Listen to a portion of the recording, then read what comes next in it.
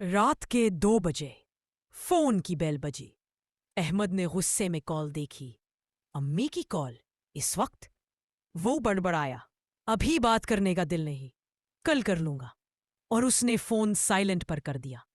اگلی صبح دروازہ زور سے پیٹا گیا۔ پڑوسی نے روتے ہوئے بتایا، بیٹا تمہاری امی رات کو بہت بیمار تھی، ہسپتال جاتے ہوئے تمہیں فون کیا تھا، لیکن شاید تم نے کال نہیں اٹھائی۔ احمد کے ہاتھ کانپ گئے۔